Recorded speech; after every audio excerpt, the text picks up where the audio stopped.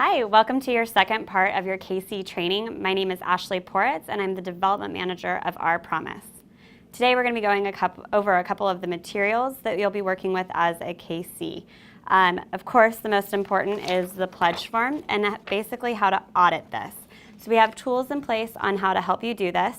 We have a pledge form cheat sheet that we'll be going over, basically explaining how and what to look for when the pledge form is being given to you and what boxes need to be filled in.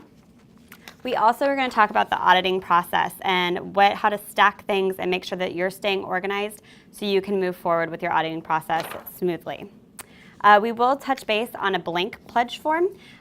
Most cases, we are going to want you to use your pre-printed pledge form, and that's what I'm going to be showing you how to fill out today. On top of that, when everything is done, we have a confidential envelope, and this is to provide confidence with the donor to make sure that since they are providing us with their full social security number, that they feel secure in handing this over to you, and so we will talk about the importance of the envelope as well. So to get started, we are going to talk about what your pre-printed pledge form looks like. So when you get this handed over, you are going to see the first initial, second initial, and the last name of the donor. You're going to see an agency code and a unit code. And for my example, I didn't have one in there, so I'm just going to write in 123, since this is just an example. On a pre-printed form, you are also going to see your current local United Way number. Here it says 024, which is ours in the California Capital Region, but you might see that it says XXX, and that is a great indicator for you as a KC to know if this is a current donor or not. If they have XXXs, that means they are not a current donor, and that'll help you when you're doing your auditing process. If they are a current donor, you will see the 3 numbers listed there. So in box A, you will see that your social security number is required. That is a requirement that has been put on us by the State Controller's Office. Your social security number, the full number, is the only unique identifier that the State Controller Office has for the donors. So we're definitely needing all of that information. So some people only want to put in 4, and unfortunately, we'll get a kickback. And when you're doing your auditing, you'll have to hand that pledge form back to the donor to have them fill in the full number. So for these purposes, I'm just going to fill in a number to represent that this has now been fully completed up top. So once this is done, we move on to the new part, and this is step 1 on the pledge form. This is new to the campaign this year, and we decided to ask for more information from the donors. So when you see this on here, it is not a requirement that they fulfill this, but we really encourage that we get that information. In past campaign seasons, we have noticed that if a nonprofit that a donor had selected is no longer in good standing with the DOJ, or if they just no longer exist, we have no way of contacting our donors. So we highly encourage them to do that, and so we hope as KCs that you are also encouraging them to fill this out. So we're asking for their name, home address, where they live, their phone number, and work email. And this is just something, like I said, to get a hold of them in case of a unique circumstance comes up with one of their designations, or if they didn't complete the pledge form properly and it was missed during auditing. On here is 2 boxes below. You're going to see where it says, box 1, do not release my information to my selected nonprofits. If they check this box and they ask that it's not released, that means the information that they provided to Our Promise stays here in our Promise office. We will not share that with a third party. It doesn't go anywhere but is in our information bank, and that will not be released. The second box says, recognize me as anonymous, and they seem like one and the same, but they are very different. So sometimes donors would like it if the nonprofit knew that they were getting money from Our Promise and the designated amount, but they don't want to give their name. So in those instances, we will, they can click that box, and again, Our Promise holds that information as far as their name, address, phone number, and email, but the nonprofit has no idea who the donor is. So that's what those 2 boxes are, and I have a feeling that that's going to come up a lot. So please, as KCs, really familiarize yourself with this and be able to answer those questions when they arise. Moving on to step 2 is really where we get into some of the nitty-gritty of how to fill out the pledge form. So the first one is box 3 here. And so if they check that and they say new payroll deduction, they will, in order to be a new, they will have triple X's up here in the box. And that means that they are not currently donating. So they are in fact a new payroll deduction. So underneath that, you'll find that in most of these boxes, we tell them which ones to select. Now, because sometimes these details are missed, we're going to go over them. So for a new payroll deduction, they need to make sure that box A is completely filled out, and that's your full Social Security number. We also ask that they designate where they'd like their money to go. And of course, sign and date their pledge form. Very important. The new thing on this pledge form that differs from last year is that we are asking donors to annualize this. There has been confusion in the past where perhaps a donor wanted to give $100, but we read that as $100 a month, and they read that as their annual pledge. So we're trying to eliminate confusion with this pledge form, and so as KCs, you will be checking this to make sure that they actually annualized it, to make sure there's no errors. So for this instance, a minimum pledge is $5, but for this, I will put 10. Annualize that, so times 12, we're looking at $120 a year. And so that would basically complete the new person's pledge form. So they'd have their Social Security number, all of this information filled out on top of their pre-printed form, and then they would sign and date it at the bottom. Moving on to change my existing payroll deduction. So if they click this box, the existing payroll deduction, if they have questions about what they were currently giving to, if they had forgotten, they're always welcome to call our hotline number, which is on the back of their pledge form, to figure out those details. So as KCs, you're not expected to know where everyone is donating, but there are resources out there to help them figure that out. If they are wanting to change this, because it is different, we also need to have them fill out box A. We need them to fill out section 10 to make sure we know exactly where they want to designate to, sign, and date the pledge form. So if they again wanted to give $10, it would be annualized to $120. For people who are already donating, and this is the same for box 4 as well, you will notice that they will actually have a PCFD number at the top. Those are the 3 numbers that you're looking for to make sure that they actually qualify for a change or a keep. So if they want to keep my existing payroll deduction as is, they would just select that box and turn this form back in. They don't need to add their Social Security on this. They don't need to sign and date it because nothing actually changes. And as a KC during your auditing process, you typically would get rid of these and shred them. But since we added our new step 1, if someone hits that they want to keep their payroll deduction, but they wrote information down, this needs to come back to the Our Promise office so we can make sure that we are collecting that information, especially if they want their information released to their nonprofits. It's very important that that comes back to us. Moving on to step 6, this is stopping a payroll deduction. So most people don't know that they can stop at any time. This is something that we should be able to let people know, because if some people are trying it out to see if Our Promise works for them, they need to know that this can happen at any time during the year. But if we happen to unfortunately lose a donor for whatever circumstance and they want to stop and not continue to the following year, they do need to fill out their full Social Security number again and sign and date this. And we need that Social Security number for this because we are telling the SCO to no longer take that deduction out of their paycheck. So that's a very important component to this. Once they complete that, then you would go on to step 7. So this is another area that you're looking for. This is the one-time payroll deduction or cash donation. So with this, they do not need to give us their Social Security number. They would fill out a check and it would be made to Our Promise. They could, in the memo, put that they would like to put it to whatever nonprofit, but we also require that that is specified on their pledge form. So they do need to fill out step 3, section 10, as to where they want that money to go. And then they would write in the total gift. For these purposes, I'll just say it's $100. So that needs to be completed, and then they need to write where it's going and sign and date that. A lot of people have asked if they can give in retirement. So as KCs, you will get this question most likely. And yes, they can. Even if they're not retiring at the first of the year, whenever this is happening, they can check this box and say, I want to give after retirement, but say they're not retiring till March.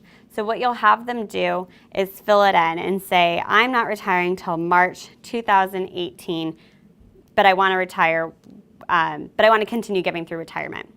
And then they want to continue giving $5.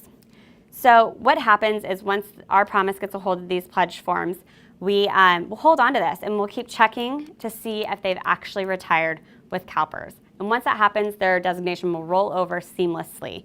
So it's very important that we have that information to make sure that they are continuing to give if they choose to do so in retirement. The next box is box number 9, and it's a decline box. If they hit decline, that means that they are declining to participate. And for this, they will have 3 X's in the box. There will not be numbers. If there are numbers and they hit decline on their pledge form, they're actually wanting to stop an existing payroll deduction. So during the auditing process, the key connectors yourselves will be checking to make sure this is filled out properly, because if they are in fact stopping, we need all that other information. If they have triple X's and they choose to decline to participate, that's totally fine. They just mark the box. Some people draw a slash through it, whatever they want, and those ones we do not need. Moving on to your step 3, which is select your nonprofits. So once they fill out the top half and they have to fill out section 10, they wish to make the following donations. Say they want to give to the SPCA, and they fill in the nonprofit code and they want to give $10 a month to them. So then we're looking at the annualized for $120. And then they would finish filling out the form, sign and date, and that would then be complete. But for those instances that maybe the nonprofit they want to give back to was not on our certified list and doesn't have a nonprofit code that we've provided, they get to write it in on here. When you do a write-in, it's really important that they are filling out everything on this part. You'd be surprised of how many different churches there are or different nonprofits throughout California that have very similar names, and if we don't have all the information, it's really hard to make sure we're getting it to the right location. So the nonprofit full name, address, city, state, and zip, their phone number, and most importantly, their tax ID. That way we can make sure that, again, it's getting to the right place. And then they would finish filling out this form, sign, and date it. We get a lot of questions if there's a spot for 4. Can I give more? Absolutely. And if you have a donor who wants to give more to more nonprofits, we just ask that they either neatly handwrite it, but we prefer that it's typed up and specified where they want that money to go and what amounts. To keep things kind of organized, we ask that they put their name on top of that printed page to make sure that it is attached to this. So that's a good thing for you to know as KCs, and just make sure it's paper clipped on here and turned in so we can follow through with their wishes.